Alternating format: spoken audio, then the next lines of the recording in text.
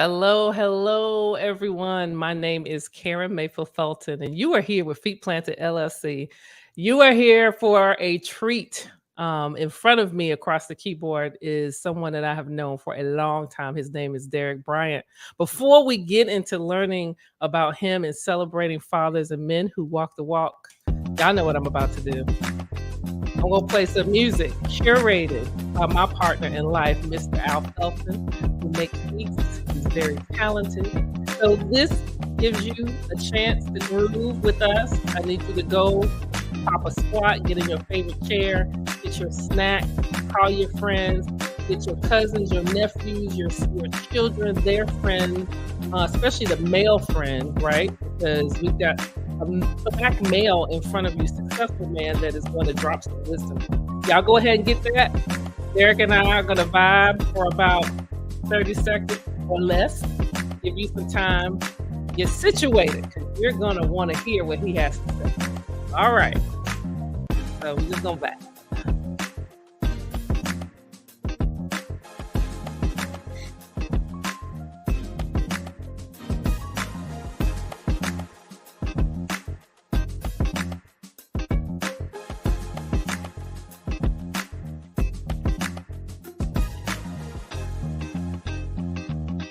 All right, I think that's plenty of time. Y'all are ready. Oh, as I turn the music down, Mr. Derrick Bryant. I'm gonna be real formal today. I'm gonna call you all kind of things: neighbor, BigTwin, Big D, all that stuff. How you doing, my brother? I'm good. How you doing, man? So glad to see you again and be here, man. But I'm doing fine. How you doing? I am wonderful. I am blessed. My life is high octane, but I am so glad to be doing it. And I am honored to be sitting across the keyboard from you. I can't stop smiling. What people don't realize is that even though we are neighbors, like I grew up being able to spit at his mailbox. Spent a lot of time at his house. He spent a lot of time at mine because not only are our families very close, but he played for my dad, and Right. we're family. And I tell you, I have not seen this young man only because he's a year younger than me. Just one. I haven't seen him eyeball to eyeball probably since daddy's funeral. But when I tell you that when it's family, it doesn't matter how much time has passed. That's right. I'm so proud of you. I'm so excited because my new audience, your audience, and people that may be tuning in are in for a treat. So why are we here?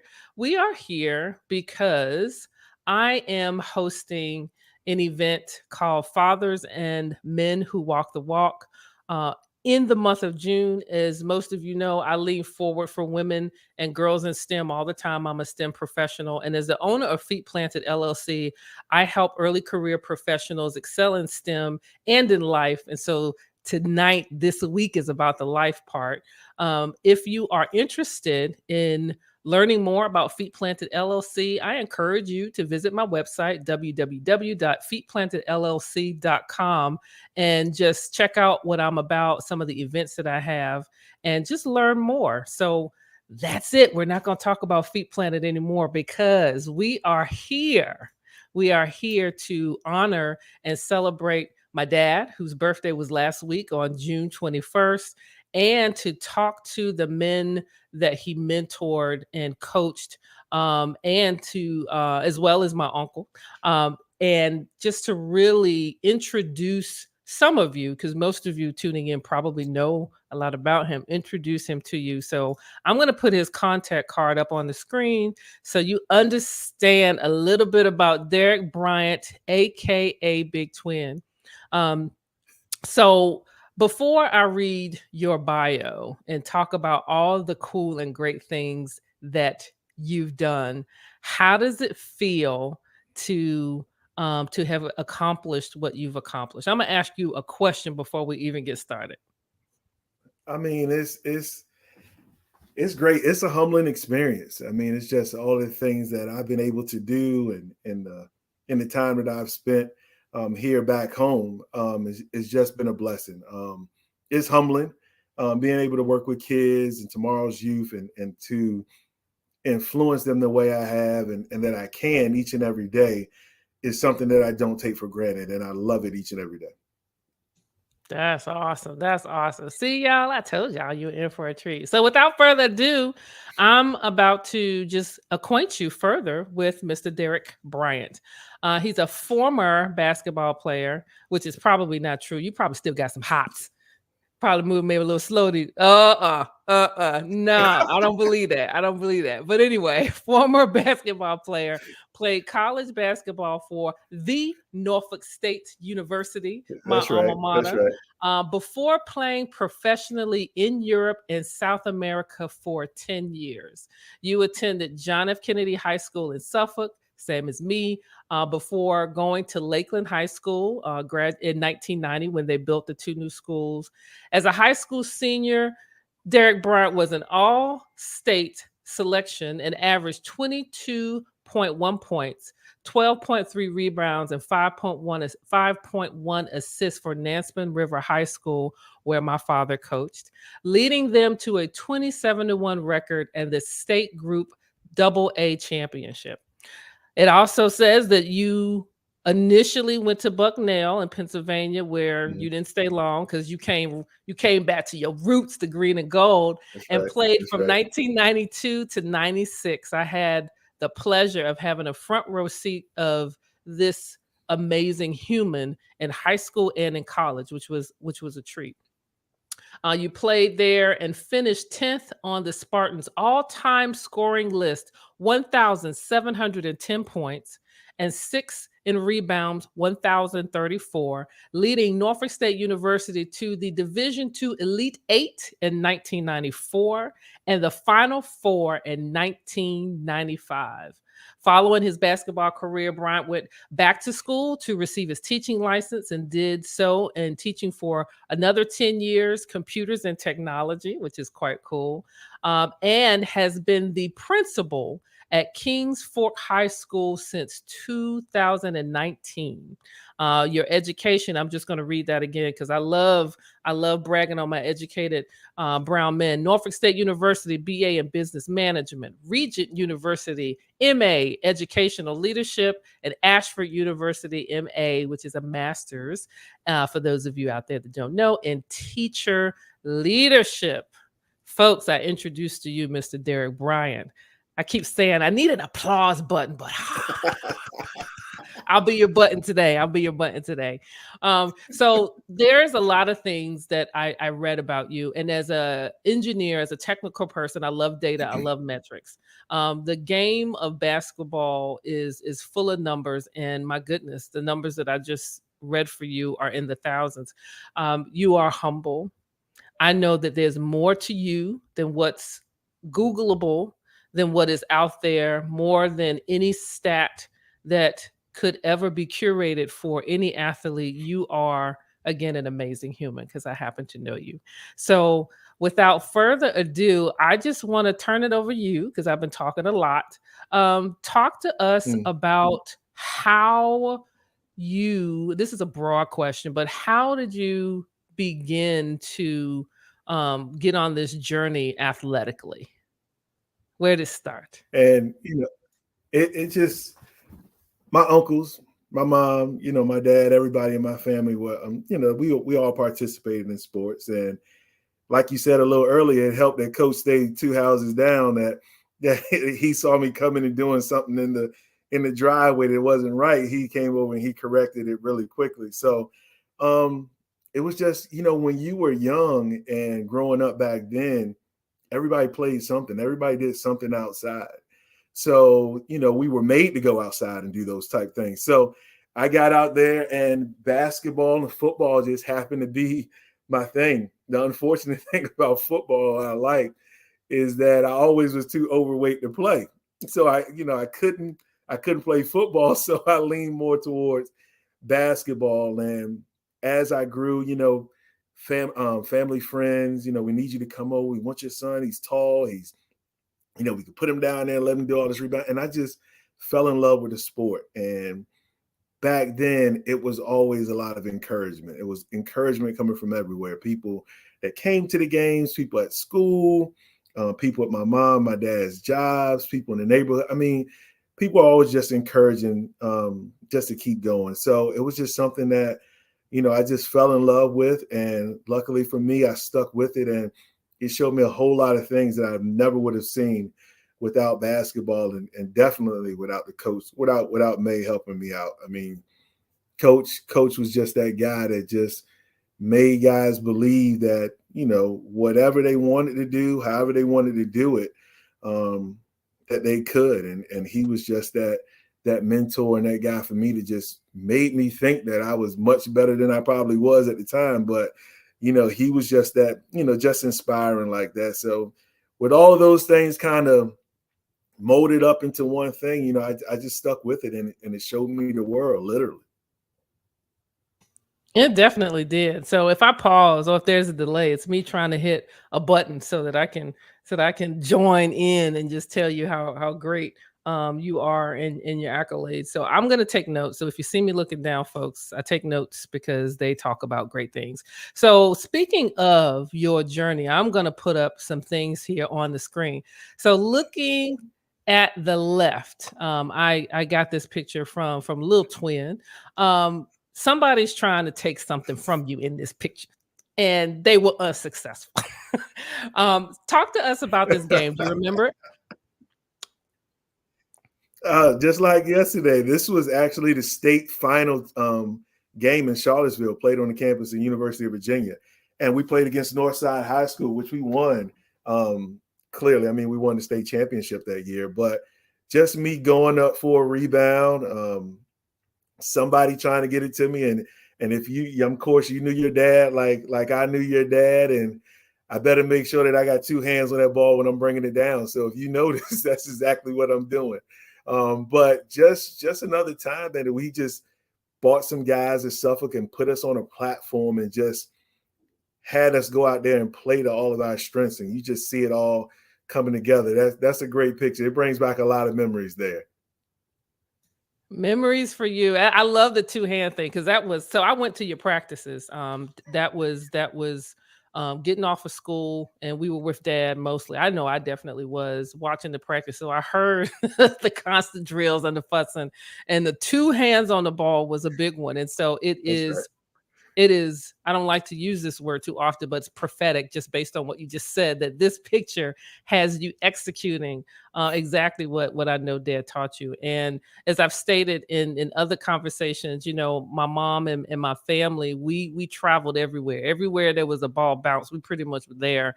And that was an amazing game. I know we left hoarse.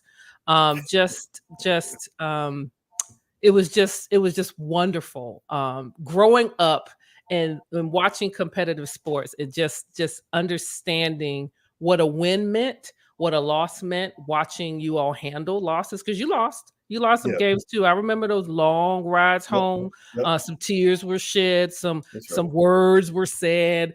So I just remember the highs and the lows, but by far, um your part and your role on the team was tremendous, into making dad's team a success as well as others. So I love that picture. So talk to me and the audience about this picture. This young Derrick, you look like you were ready for the world here. Where are you in this picture? So this was actually my first year teaching at Nansemond River, and I was fresh out of playing for Europe. A new father at the time. I just had my first son, and this is me, fresh, vibrant teacher, in 2006 at Nansemond River High School as a career and technical education teacher. You were ready. You were like, bring them on. I am ready. Look at that smile. As we've already mentioned, I don't know who took this picture, but it is so appropriate. When I first of all, before I move on to the next image, let's just rest here and acknowledge that seeing an African American male teacher is a beautiful sight to behold. Nothing against the women. We need so many male role models. And when I was in school, Coach Ricks Uncle PD, Uncle Little John. I mean, I could just rattle out name after name of teachers that taught the sciences, social studies, all of our subjects, Black men. And now when you go into a school that you sometimes you can go into an entire school of learning and not throw a rock at one. And so That's I right. just didn't want us to move past this moment. And then of course, not only were you starting green-eyed, right? Look at this picture. Kingsford High School principal. So that's your current role. Tell us what it's like to be the principal, man. That's awesome. Uh, it's it's a fun. I love my job. It's fun. It's people ask me all the time. How do you feel? How do you like being principal? And one of the things about it, and I always give the same response, is that I love the inconsistency of my job. I mean, coming in and not knowing exactly what I'm going to do, who I'm going to affect, what kind of situation is going to be presented to me that day, but just loving the inconsistency of it. And then at the end of the day, every day being able to change so many people's lives and just giving them. And a lot of people, you got to be, of course, you got to know your stuff. You got to be, um, policy and education and instruction and content. But more so than anything, you just have to be able to relate. And I think one of the biggest things that those kids respect and love about me is that I'm relatable. I mean, it's a lot of different scenarios they can throw at me that I can give them good answers for. And if I can't, I feel so confident in my staff that there's somebody there that's relatable. And it's just so many things, just like playing basketball or how did I get my homework done? Or, I was so tired when I came home from practice and I had to go back to school.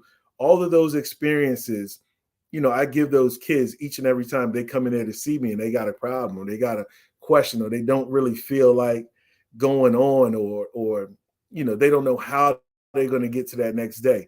And the crazy thing about it, the more I think about it, those are the same things that coach did for me. You come in and you always used to ask them, like you said, Little John, either Wesley or Coach Mason, or you come into practice and you're just asking those guys things. And it always just amazed me is that they always had answers and they always had good answers. And you always would think about, well, where did he get it from? And it's just experiences. It's just getting experience that they've been, things that they've been placed in it, and then they're just passing it forward. The same thing that we're doing now. So, as coach may not be here every day, but I feel his presence all the time because I just think about how some of those things or those nuggets that I give my kids now, the same nuggets that he gave me. Not a whole lot's changed. I mean, I'm a little more wise and I don't use some of the words that coach used, but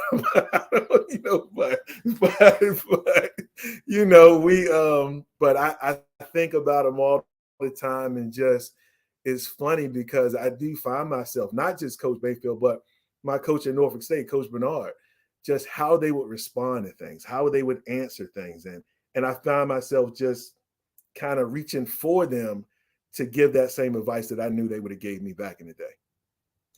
Wow, you are definitely paying it forward. I love what you said. And I say that a lot about lived experiences. One of the reasons that I started Feet Planted LLC, two reasons actually. One is named Carolyn Mayfield, Dr. Carolyn Mayfield. The other is named Coach Spencer Mayfield. My parents were active in the community. They were in your face. They showed up and they were able to set the bar high for us, and they shared their lived experiences whether we wanted to hear it or That's right. not. So That's I right. so appreciate the fact that you mentioned being relatable as being important.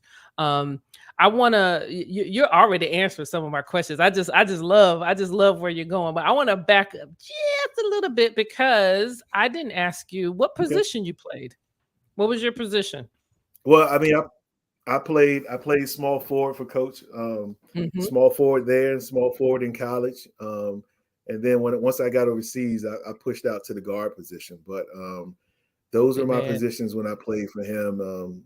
just taught me a lot, just how to be, aggressive on the court, how to be smaller than everybody else, but just find ways to be successful at that position. They just kind of taught me some trades. And if I do, remember, I know Coach played a couple of those positions, so he was able to kind of teach me a couple of the things that he used to do to make him successful. So I just kind of did everything to build on those.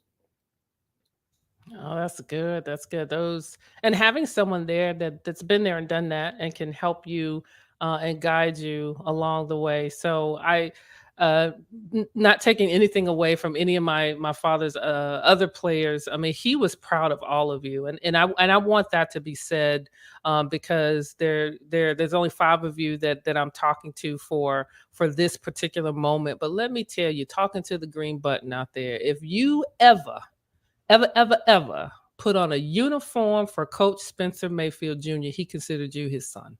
Period. That's right. That's right. He That's loved right. all He of you. actually, I mean, he Yes. actually, that was a lot of times he wouldn't call you your name. I mean, he would just say son. He wouldn't. It was so many. I could think of probably a handful of times where Coach would call me Derrick or Bryant or When something. you were He in would, trouble. yeah, exactly. When I wasn't listening or when he was snatching me out of the game for something. But it was always son. It was always son especially when he had you one-on-one. But I mean, those are just some of the things that to this day, when I see some of my teammates or other guys that coached, they would say the same thing. He wouldn't call your name. He called everybody son. And that's just one of the things I always remember about him. So, being one of 3 daughters, we always felt some kind of way about that.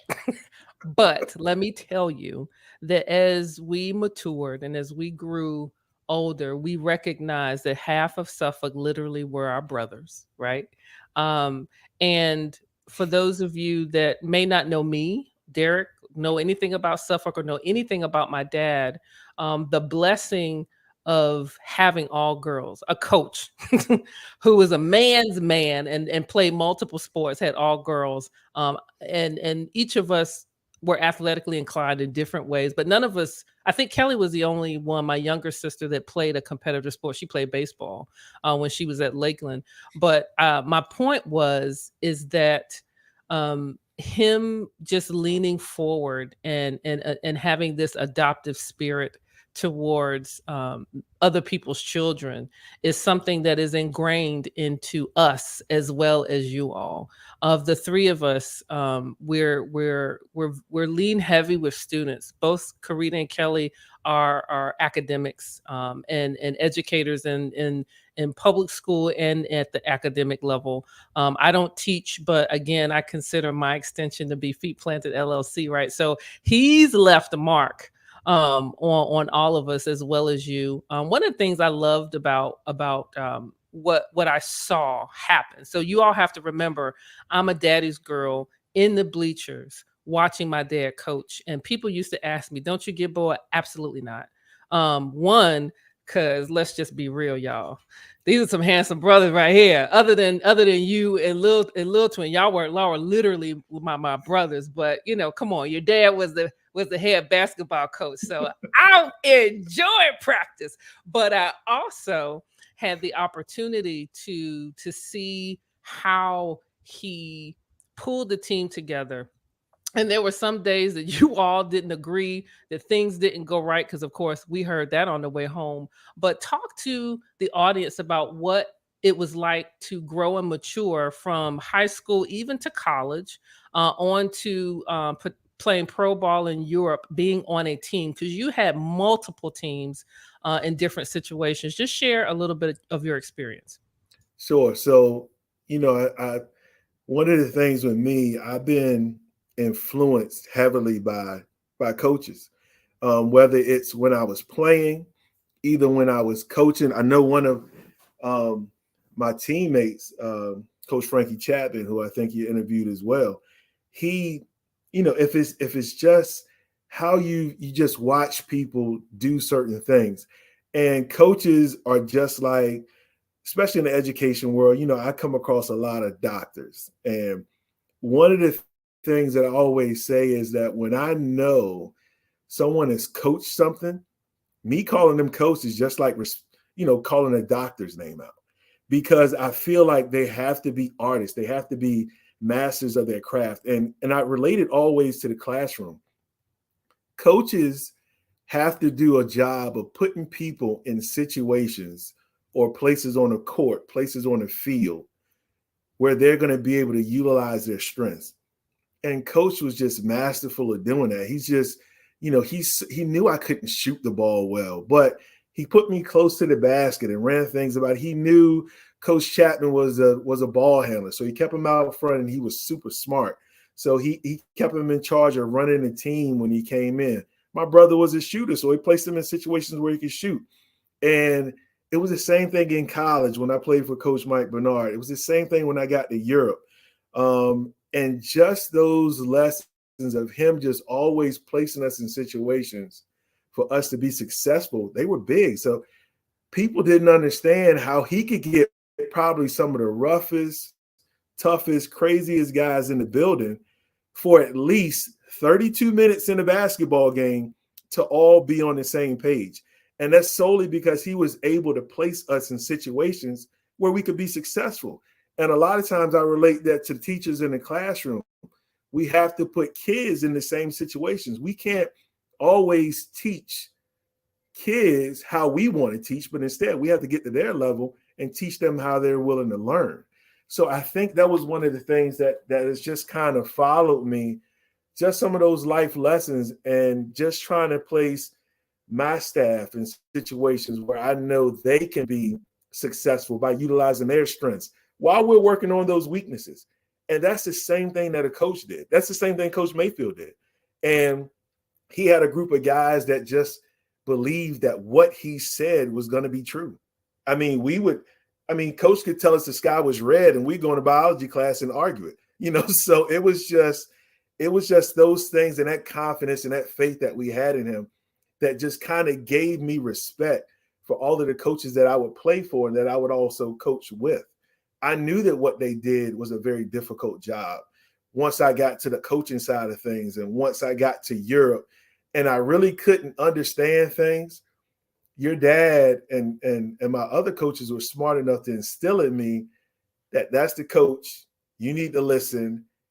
She is going to put you in the best possible position for you to be successful. And it was those little things that just made life a lot easier for me, because I didn't question a lot of people. I always felt, because of Coach, that especially growing up in Suffolk in a tight-knit neighborhood, it was always good people around, and he put good people around, because if they did come around and they were bad people, your dad was going to be the first one to check them on it.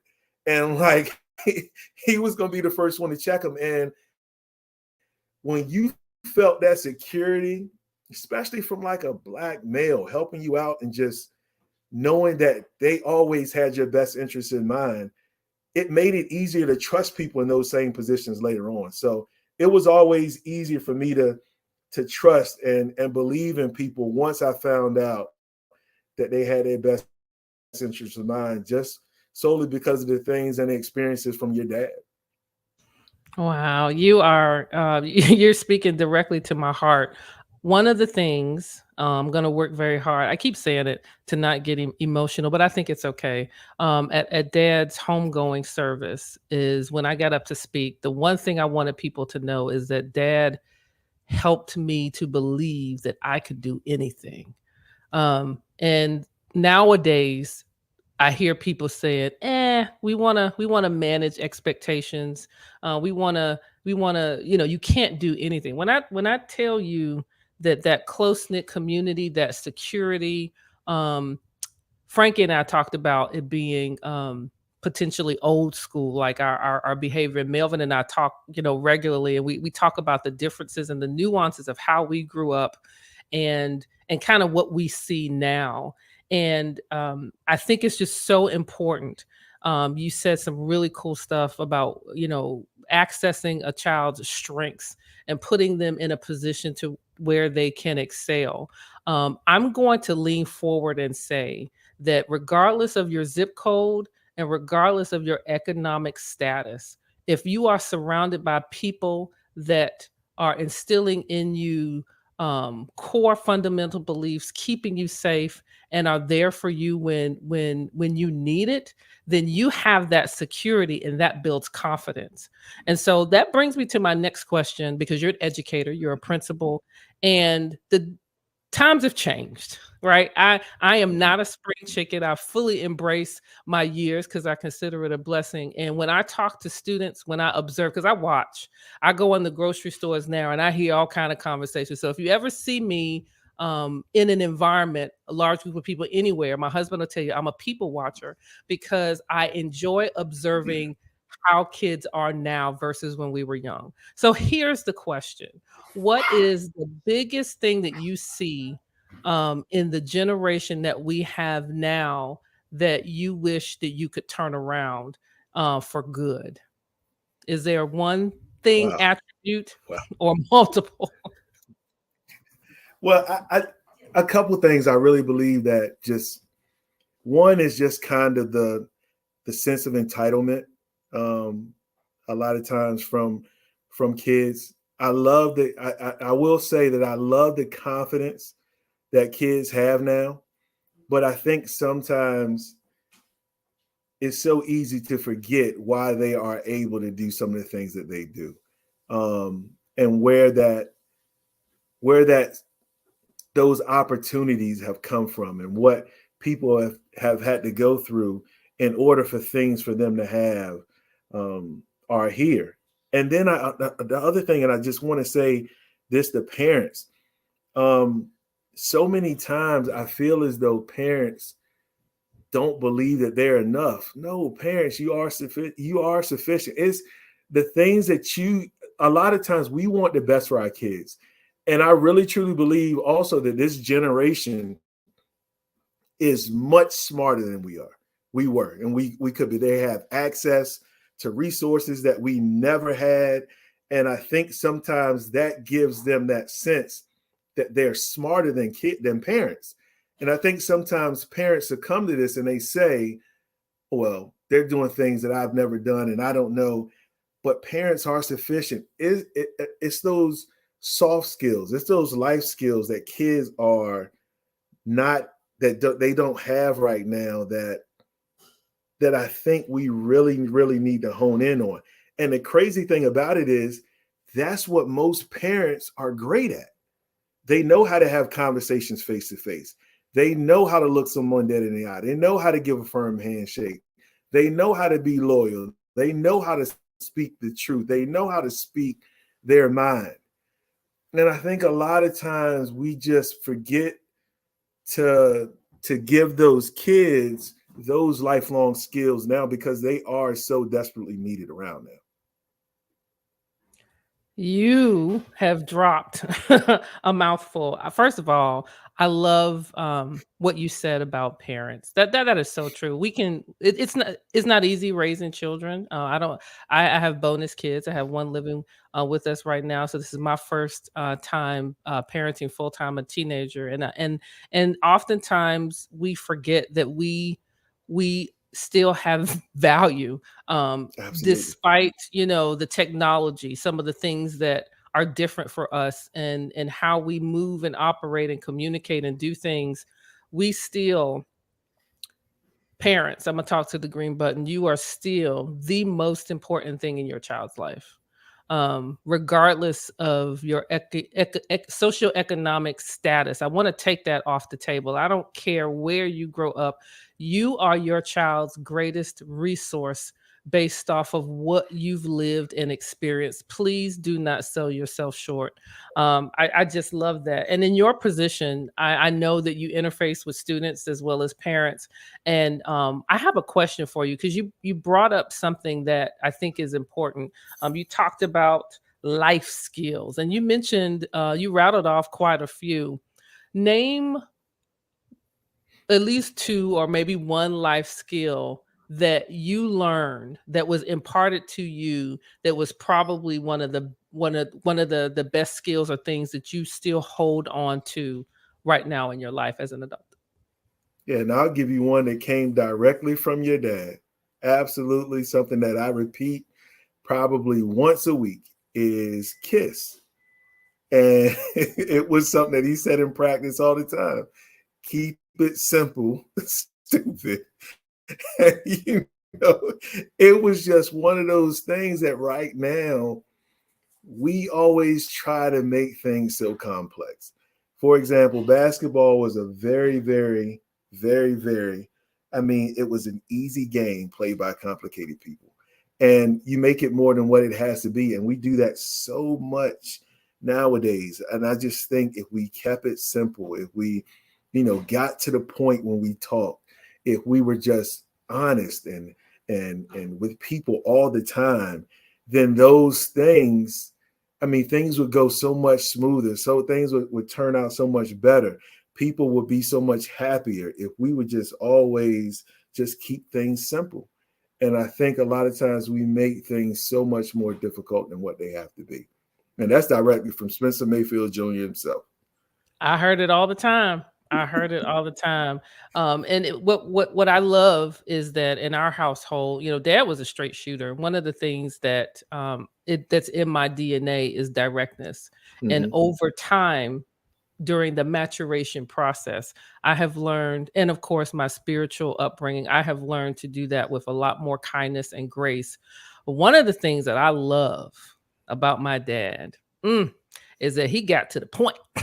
Right. Sure. And he was able to speak truth. Not everybody appreciated or agreed with that truth, but it was out there and he spoke it.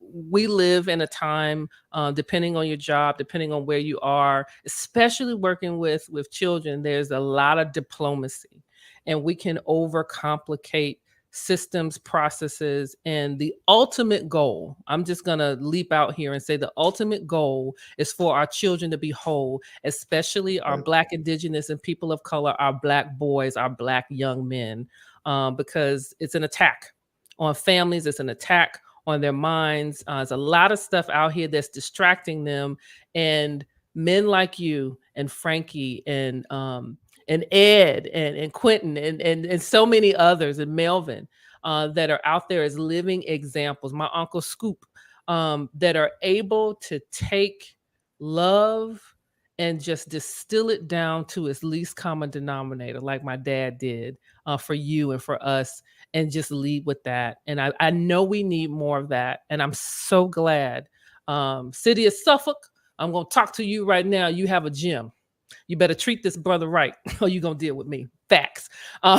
You better make sure you take care of him, because there's so many. I meant that.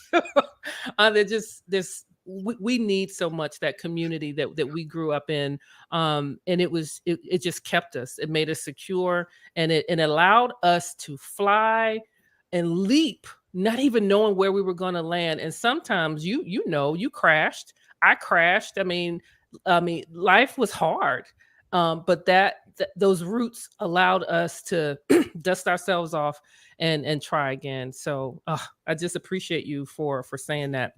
Mm-hmm. I'm going to transition into some father questions because you have some children, and That's right. I want to ask you point blank, why are fathers important?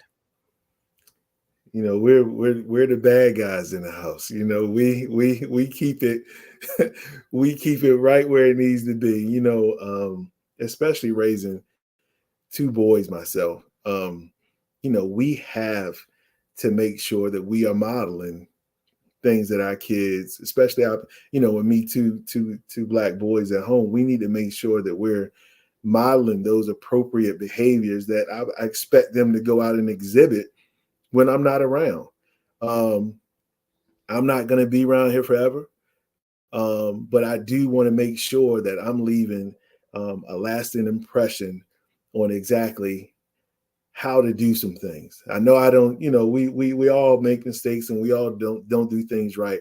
I'm not saying that, but I want to be able to say that I'm leaving a blueprint. This is how it should look when it's finished. Now, you're going to have to go around and have some bumps and some bruises, but I'm here to, kind of watch you trip and fall, but not let you step on any landmines. So, that's what I'm here for. Here's a blueprint. This is what it should look like a little later. And we're going to help you get there. And I'm going to be here to guide you. But that's what fathers are for, to make sure that we're setting an example, and that we're setting a high example, a high standard for these kids, especially my boys, and any of these young men and women that come to me for advice or anything throughout the course of the school day, the school year, or even when they see me out in the grocery store. But that's why I think fathers are around, to make sure that we're at least putting out there a good blueprint of what it should look like a little later on. I love that word blueprint because Dad was a industrial arts teacher. I was bummed that I wasn't able to have him as my teacher, but I grew up with T squares. I mean, my father was a carpenter. I mean, he could do anything and make anything out of wood. So I grew up with that in my household, and he passed that on to my sisters and I. Karita is extremely gifted artist and a teacher. I mean, Kelly, the things that they can do, the skills and the gifts were evenly distributed upon us. And my mom has something to do with that as well. But when you said the word blueprint, I don't know if you know this, but Dad said that a lot. He absolutely said that a lot when he talked to us about, I need to make sure you all are good. If you follow, if you follow the blueprint, then all will be well. So I'm gonna pull the thread a little bit more on that blueprint, because there's somebody out there that doesn't have a blueprint. Their blueprint is everything that's on social media. It's everything that proceeds out of the mouth of their closest friend. That's the model that they're following. What advice can you give those our young people out there, whether they're listening, whether they watch this later, to say, I get that you're doing it your way, but I need you over here. Where is here for you? What would you describe to them as where they need to be? At the end of the day, here looks different for each and every all of us. I mean, it just looks different. Like I said earlier, one of the biggest things, not just with parents, and sometimes parents pass this down to kids, is a lot of times kids don't feel sufficient. They don't feel like, something that they believe in, something that they've done, a lack of a certain skill, the way they look, the way they dress, the way they speak makes them insufficient. And I just want every kid to understand that everybody goes through something. One of the things I tell kids all the time when they come to my office and they, confide in me in certain things and give me some of their life situations that they're going through, is that I tell them, don't ever place yourself on an island like that. We all go through that. We've all been in a situation where we felt as if we weren't enough. And it took somebody else to help us come through, whether that's your father, whether that's your coach, whether it's a teacher, whether it's a neighbor, whether it's a grandparent. We all need some help sometimes. And I think a lot of times we try to do it all alone. Social media makes it terrible. You go out and 1,000 people know your business before you even sit down at night. And I think a lot of times, the kids and adults, even as adults, we're playing with a deck of cards that we've never had to deal with before this social media came out. And I think it leads to a lot of depression. And I just want people to know that here, I mean, on the other side, it's not going to look, success is not going to look the same for me. It's not going to look the same for you or for them. But being successful is just them putting themselves in a situation where they're doing something they enjoy. They're doing it the way they want to be doing it. And I just want everybody to know that just being sufficient, just understand that they are enough to do whatever they need to do. I can't write fast enough. Too many good things. Too many good things coming out your mouth. All right. I absolutely love that. And the reason that I can appreciate that is because, and I didn't wake up being like this, having this confidence. I was an awkward kid. I mean, come on. Okay, green button. Having a parent like my dad growing up in high school was great and fun, but there were some pitfalls too. Like, we lived in a in a microscope, and there were so many times that I just didn't feel like I measured up, and that um, I wasn't who I wanted to be. Sometimes, even through college, we all go through that, and so I love hearing you say that you are enough. So I'm going to say it again to the green button. If you're out there and you don't think you measure up, you may not have anyone pouring into you. I need you to listen more to Mr. Derrick Bryant and some of my other guests that are telling you that you are enough. One of the things that in the questions that I provided to you that this one I didn't ask you. How important is it to be vulnerable as a mentor? Um, Tell me what you think about that as we talk about how we make this generation feel more secure. And I mean, and you said it. It's just all about making them feel secure. One of the things that I know about the kids that I service every day at Kings Fork High School is that once they realize that I have their best interests in mind, once they realize that I'm speaking the truth to them from life experiences, from things that I've been through, from where I've come from, those kids are as loyal as they want to be, and they'll run through a wall for you. Like I said, the same exact thing that Coach did for us. You know, guys back then didn't have a lot. You know, when you're talking about coming to practice at Mercedes Benz and all and these big cars, and they didn't have a lot of that stuff, and it wasn't even important.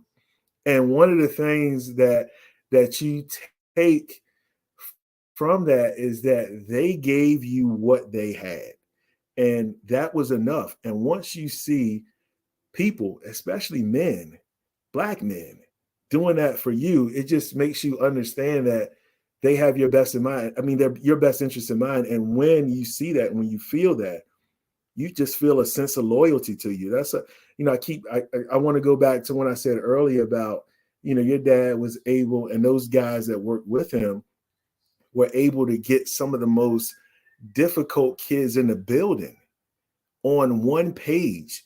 And it wasn't because he was giving us money or he was taking us to McDonald's after practice, it was just that we knew that a lot of the times he was telling us stuff that he had been through and that he experienced, and he was opening up and sharing all of that with them.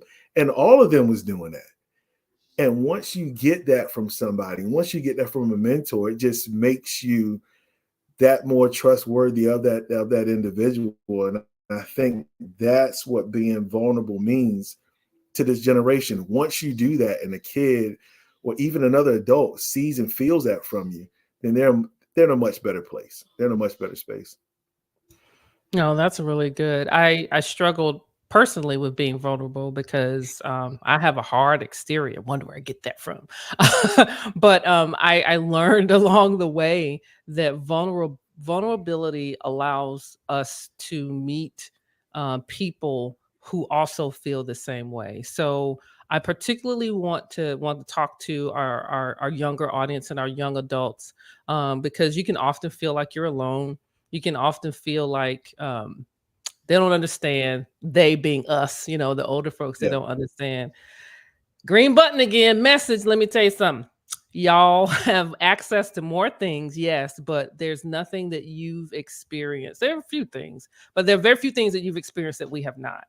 And I believe that if you are able and honest and willing and available to avail yourself to a child or a student, to be vulnerable and to listen, then not only do you have their trust, but they're going to be able to take what you say and apply it and then do it their way, but still receive it. I remember many times after a game, or maybe after a tough game, maybe you all lost, there'd be a lot of ruckus in that room. But one of the things that dad always left you all with is that you were his. He took ownership of you. And that was such a beautiful thing to watch. Now mind you, y'all had full parents. He took ownership of That's you right. all. And I believe that that is one thing, one of a few things that's maybe missing.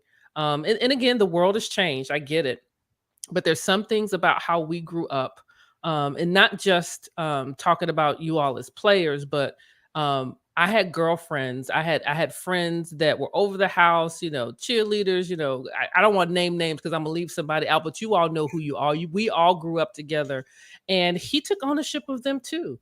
He felt like your kid was my kid. I'm here to protect you and to make sure that you're good. And I just want to bring that back. I want to bring Mhm. that back. And it's here. It's not like it's not here, but there are too many of our young people, especially our young Black, Indigenous people of color, that are just out here. And we need to reclaim, talk about reclaiming our time. We need to reclaim them and let them know that they're loved and appreciated. I could talk to you for hours and hours, not just because we're talking about dad, but I'm very passionate about the work that you do, education, clearly, because it was ingrained in me. But I want to give you the opportunity before we close, because there's another couple of questions I have for you. Talk to us, if you are willing, about how it is raising your kids. So you have students, but you also have children. What are some things that you instill in them that you learned from all of your experiences as a player, et cetera, et cetera? Yeah, I mean, just my son. I have a junior, Derrick Jr., and then I have Dylan as well, and they're both super smart kids, very respectful, but just good kids. I remember Coach used to always say to me and my brother, he was like, "Man, you guys are, you got girlfriends and you got a car, and you guys yet, you still home at 9 o'clock on Friday nights, and you guys are just and it's just when I raised them, like I said, it's crazy how often I think about coach and like some of the things. Well, what would coach say? What would he do?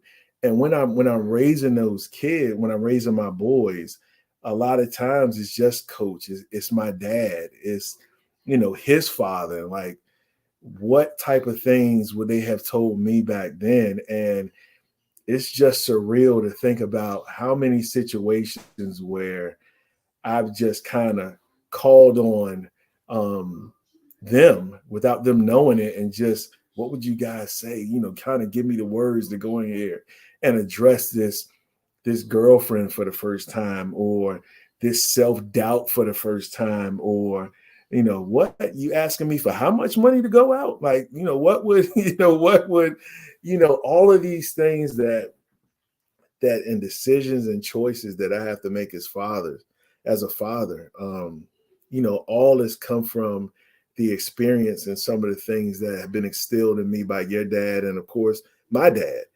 And it's just there's no book for it.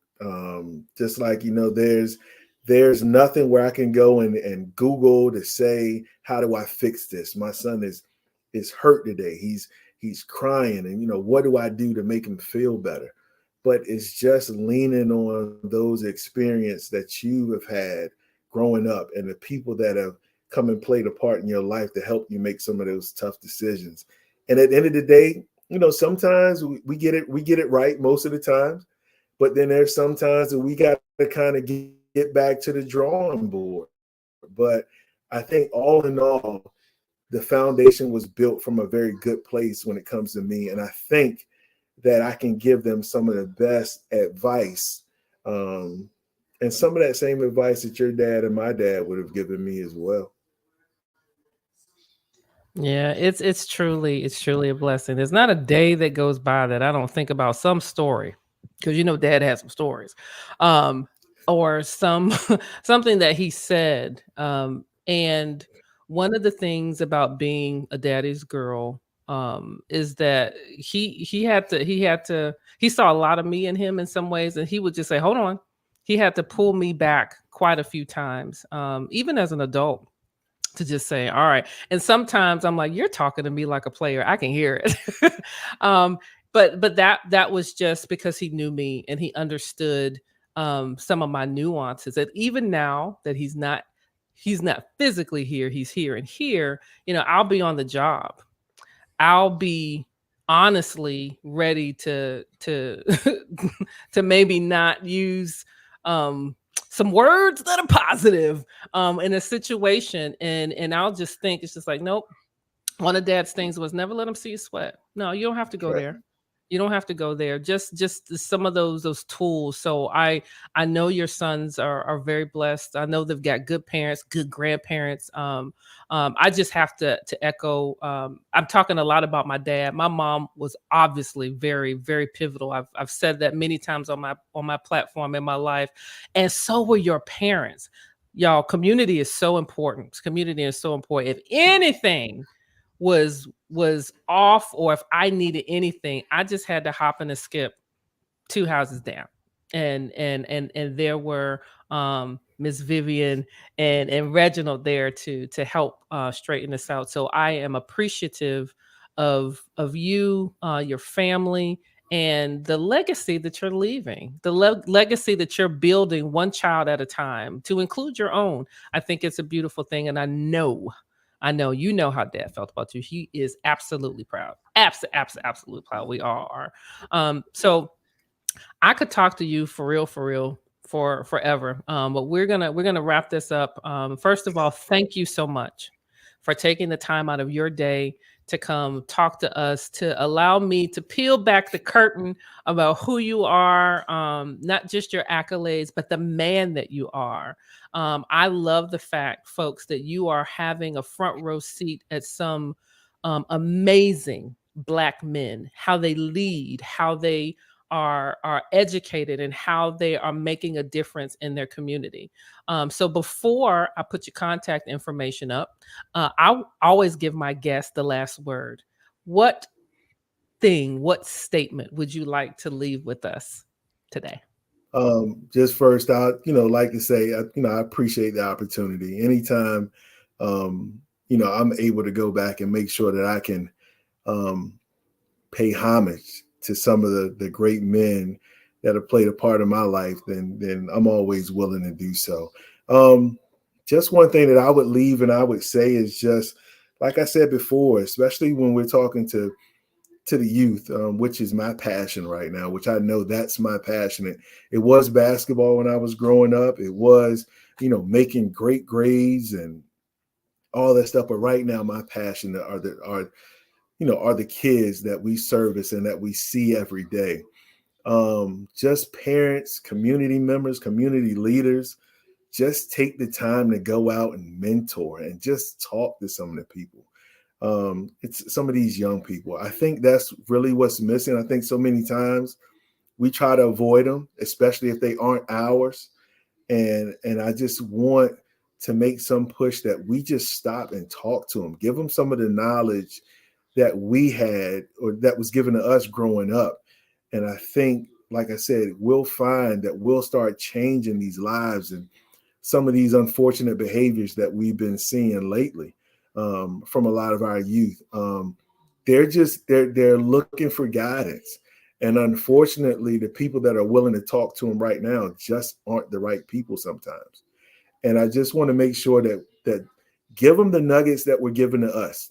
Don't be afraid to do so. Go out, have that conversation, and make sure you're having it with the confidence that it was given to you. And I think that we'll see that the youth would really, really appreciate those gems and those nuggets that we have to offer to them.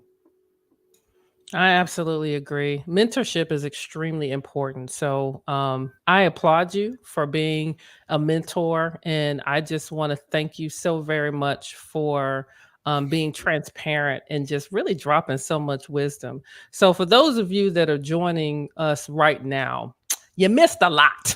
I'm just going to tell you, you missed a lot. I need you to rewind this. I need you to grab all your friends and your friends, your children's friends, and sit down at the feet of this man and listen to the wisdom that he's dropping.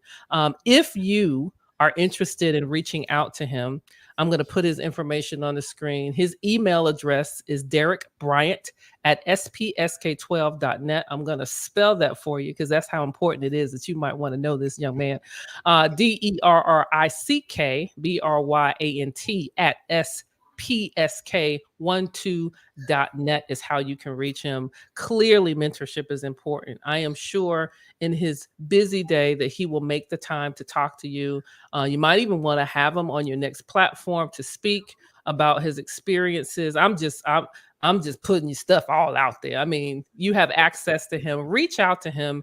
And if you need someone to talk to, I couldn't recommend, other than, of course, my other guest, a better person for you to talk to. I absolutely thank you for joining us for Fathers and Men Who Walk the Walk, and celebrating men, Black men who are leaders in our community. And to start with the first man that I fell in love with, which was my dad, Coach Spencer Mayfield Jr. I'm going to put this back up also. I'll take that down. And I'm going to put your contact card up so people can see that face. Look at that young face, that professional face. And we are going to roll out of here on some music. So again, thank you so much for joining me. My name is Karrin Mayfield Felton. I always have trouble getting my music to play, but there it is. Karrin Mayfield Felton, owner of Planted LLC. You have been listening to Mr. Derrick Bryant, aka BigTwin, currently the principal at Kings Fork High School in Suffolk, Virginia. And he is a father and a man who is walking the walk. Sir, I love you. You know I do. And I am so thankful that I got to have a front row seat in your life, and more importantly, see how you have are leaving a legacy for so many to follow. Thank you so much. Thank you so much. All right, folks. It has been a wonderful evening. Again, if you missed it, that's okay. You can watch it again, run it back, and you'll definitely learn something. Thank you so much for joining us. You all have a great